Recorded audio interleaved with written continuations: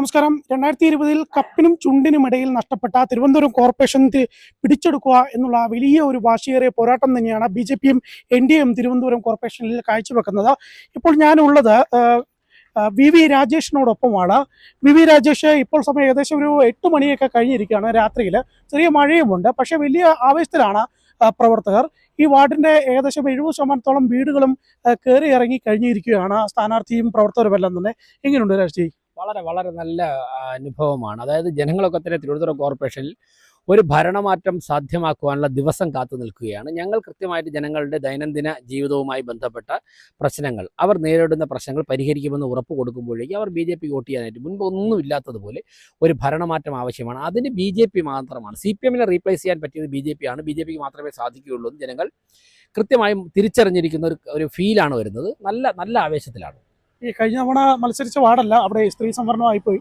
അപ്പം വാർഡ് മാറി കൊടുങ്ങല്ലൂരേക്ക് എത്തിയ സമയത്ത് ഇവിടുത്തെ ഒരു ആവേശം എത്രത്തോളം ഉണ്ട്? ഈ സ്ഥലമെല്ലാം അറിയുന്ന വ്യക്തി തന്നെയല്ലേ?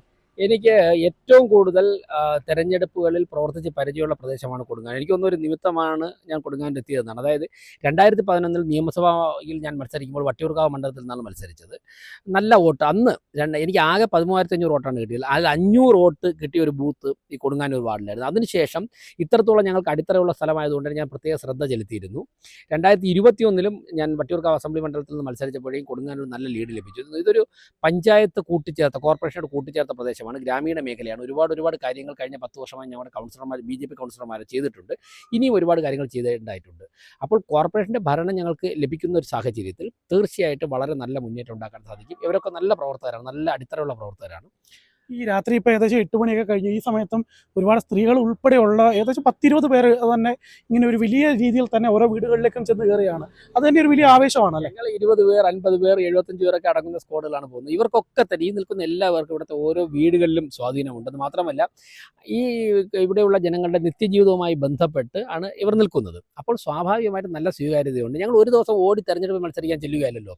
ഇപ്പോൾ തന്നെ കോർപ്പറേഷനിൽ 5 വർഷം ഉത്തരവാദിത്തപ്പെട്ട പ്രതിപക്ഷം എന്നുള്ള നിലയ്ക്ക് ഞങ്ങൾക്ക് ഉറക്കമില്ലാത്ത രാത്രികളായിരുന്നു. ജനങ്ങൾ ഉറങ്ങുമ്പോൾ ജനങ്ങളുടെ കരം കട്ടെടുക്കുന്നവരെ നിയമത്തിന് മുമ്പിൽ കൊണ്ടുവരാൻ, അതോടൊപ്പം തന്നെ പട്ടികജാതി ഫണ്ട് തട്ടിച്ചവരെ നിയമത്തിന് മുമ്പിൽ കൊണ്ടുവരാൻ, അതുപോലെ തന്നെ അനധികൃത നിയമനം നടത്തുന്നവരെ നിയമത്തിന് മുമ്പിൽ കൊണ്ടുവരാൻ ഞങ്ങൾ പോരാടുകയായിരുന്നു. നിങ്ങളെപ്പോലുള്ള മാധ്യമപ്രവർത്തകരൊക്കെ കഴിഞ്ഞ 5 വർഷവും തെരുവിലായിരുന്നു. നമ്മളൊക്കെ ഒരുമിച്ച് ഞങ്ങളൊക്കെ തന്നെ നന്ദാവനം പോലീസ് ക്യാമ്പിലായിരുന്നു, ആശുപത്രികളിലായിരുന്നു, ജയിലറയ്ക്കുള്ളിലായിരുന്നു, കോർപ്പറേഷൻ ലോഞ്ചിനുള്ളിൽ ഞങ്ങൾ സമരം ചെയ്യുകയായിരുന്നു.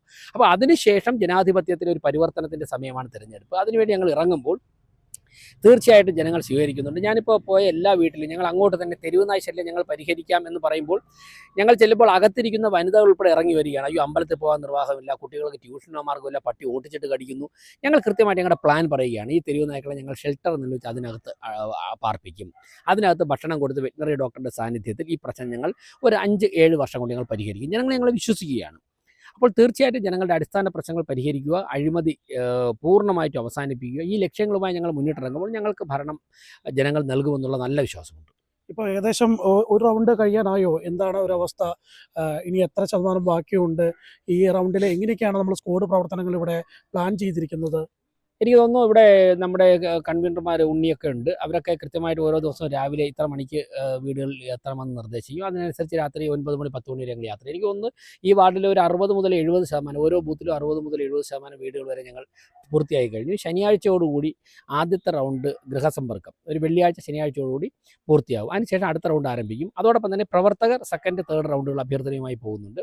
പിന്നെ എല്ലാ വീടുകളുമായിട്ട് ഞങ്ങൾക്ക് ബന്ധമുള്ളത് കൊണ്ട് തന്നെ കൂടുതൽ വോട്ട് ഇടതുപക്ഷ ഭാഗത്തു നിന്നും കോൺഗ്രസിന് വോട്ട് ചെയ്യുന്ന പരമ്പരാഗത വോട്ട് ബാങ്കിൽ നിന്നും ഈ കോർപ്പറേഷൻ തെരഞ്ഞെടുപ്പിൽ കോർപ്പറേഷനിൽ മാറ്റം കൊണ്ടുവരാൻ വേണ്ടി BJPക്ക് സാധിക്കുകയുള്ളൂ എന്നുള്ള ഉത്തമ വിശ്വാസത്തെ അടിസ്ഥാനം ഞങ്ങൾക്ക് വോട്ട് വരും.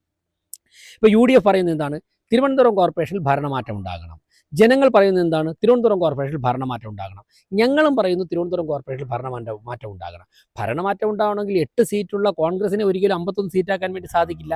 അവർക്ക് അവരുടെ എത്ര ശക്തി തെളിയിച്ചു കഴിഞ്ഞാൽ അവർക്ക് ഭരണപക്ഷത്ത് എത്താൻ സാധിക്കില്ല. അപ്പോൾ മാറ്റം ഉണ്ടാവണമെങ്കിൽ 2ാം സ്ഥാനത്ത് നിൽക്കുന്ന പ്രതിപക്ഷത്തെ, ഉത്തരവാദിത്തത്തോടെ 5 വർഷം ഇടപെട്ട പ്രവർത്തിച്ച പ്രതിപക്ഷത്തെ, 35 സീറ്റുള്ള 25-30 സീറ്റിൽ 2ാം സ്ഥാനത്തുള്ള പ്രതിപക്ഷം BJP ആണ്. ഞങ്ങൾ കഴിഞ്ഞ 5 വർഷം കഠിനാധ്വാനം ചെയ്യുകയായിരുന്നു പ്രതിപക്ഷം എന്നുള്ള നിലയ്ക്ക്. ഞങ്ങളിപ്പോഴും മികച്ച സ്ഥാനാർത്ഥികൾ, ഇപ്പോൾ താങ്കൾ ചോദിച്ചില്ല, വനിതകളൊക്കെ തന്നെ രാത്രിയൊക്കെ വനിതകൾ സമൂഹത്തിനൊരു പരിവർത്തനത്തിന് വേണ്ടി വീട്ടമ്മമാരാണ്. അവരുടെ അത്യാവശ്യം വീട്ടുകാര്യങ്ങളൊക്കെ തന്നെ ഓൾട്ടർനേറ്റീവ് സംവിധാനം ഉണ്ടാക്കിയിട്ട് ഇറങ്ങുകയാണ്. ഏറ്റവും മികച്ച സ്ഥാനാർത്ഥികളെ, പ്രത്യേകിച്ച് വനിതാ സ്ഥാനാർത്ഥികളെയൊക്കെ നിർത്തിയിരിക്കുന്നത് BJP ആണ്. അപ്പോൾ ജനങ്ങൾ ഉത്തമമായ കരങ്ങളിലാണ് ഞങ്ങളുടെ കോർപ്പറേഷൻ്റെ ഭരണം ഏൽപ്പിക്കാൻ പോകുന്നതെന്നുള്ള ബോധ്യം വന്നിട്ടുണ്ട്. തീർച്ചയായിട്ടും വളരെ വലിയ വ്യത്യാസം ഉണ്ടാകും തിരുവനന്തപുരത്ത്. തിരുവനന്തപുരത്ത് ആരായിരിക്കും കോർപ്പറേഷനിലെ മേയർ സ്ഥാനാർത്ഥി എന്നുള്ള ചർച്ചകളൊക്കെയാണ് CPM നടത്തിക്കൊണ്ടിരിക്കുന്നത്. മാത്രമല്ല ഇവിടുത്തെ ഈ കോർപ്പറേഷനിലെ BJP നിർത്തിയുള്ള സ്ഥാനാർത്ഥികളൊന്നും മികച്ചവരല്ല എന്നൊക്കെ പറഞ്ഞിട്ട് വലിയ പ്രശ്നങ്ങളുണ്ടാക്കുകയാണ് ആളുകൾക്കിടയിൽ. അല്ല, ഞാൻ സ്ഥാനാർത്ഥികളെ ഒന്ന് CPM-ൻ്റെ സ്ഥാനാർത്ഥികളെ വ്യക്തിപരമായിട്ട് ആക്ഷേപിക്കുക എന്നുള്ളത് ഞങ്ങളുടെ സംസ്കാരത്തിൻ്റെ ഭാഗമല്ല. എന്തായാലും ഇന്ത്യയിൽ നിരവധി മേയർമാരെയും മുനിസിപ്പൽ ചെയർമാൻമാരെയും അതോടൊപ്പം തന്നെ മുഖ്യമന്ത്രിമാരെയും മന്ത്രിമാരെയും ഒക്കെ തന്നെ വളരെ വിജയകരമായി കണ്ടെത്തി അവരെ പ്രവർത്തിപ്പിച്ച് വിജയിച്ച ചരിത്രമുള്ള പാരമ്പര്യമുള്ള 2 പ്രധാനമന്ത്രിമാരെ ഉൾപ്പെടെ കണ്ടെത്തി വിജയിപ്പിച്ച പാർട്ടിയാണ് BJP. അതുകൊണ്ട് CPM-ൻ്റെ അഡ്വൈസ് ഒന്നും വേണ്ട. പിന്നെ CPM അവരുടെ പാർട്ടിക്കുള്ളിൽ മേയർമാരെ കണ്ടെത്തുവാനുള്ള വലിയ പരിശ്രമം നടത്തേണ്ട ആവശ്യമുള്ള കാര്യം അവർക്ക് ഭരണം കിട്ടാൻ പോകുന്നില്ല. ഭരണം കിട്ടാൻ പോകുന്ന BJP-ക്കാണ്. ഞങ്ങളുടെ പാർട്ടി ഉത്തരവാദിത്തോടെ അത് നിറവേറ്റും. എന്തായാലും വലിയ ആശംസകൾ. സന്തോഷം. എന്തായാലും ഈ കൊടുങ്ങാനൂർ വാർഡിലെ ഈ സ്ക്വാഡ് പ്രവർത്തനം വലിയ രീതിയിൽ തന്നെ പുരോഗമിക്കുകയാണ്. ഇപ്പോൾ സമയം ഏകദേശം 8 മണി കഴിഞ്ഞിരിക്കുന്നു. ഇത് സ്ട്രീറ്റ് ലൈറ്റിന്റെ വെളിച്ചത്തിൽ നമുക്ക് മഴ കാണാവുന്ന മഴയത്ത് തന്നെയാണ് ഇത്തരത്തിൽ ഈ ഒരു ബൂത്ത് സ്ക്വാഡ് പ്രവർത്തനങ്ങൾ നടത്തുന്നത്. നമ്മളും ഇവർക്കൊപ്പം കുറേ നേരം തന്നെ യാത്ര ചെയ്തിരുന്നു. ഈ ഘട്ടങ്ങളിലൊക്കെ തന്നെ വീടുകളിൽ നിന്ന് അമ്മമാരുൾപ്പെടെ വലിയ കാര്യത്തിൽ തന്നെയാണ് ഇവരെ വരവേൽക്കുന്നതായിട്ടും കാണുന്നത്. തിരുവനന്തപുരം കോർപ്പറേഷനിലെ കൊടുങ്ങാനൂർ വാർഡിൽ നിന്നും ക്യാമറമാൻ ആദിത്യ യു പ്രഭുവിനോടൊപ്പം അർജുൻ C1H.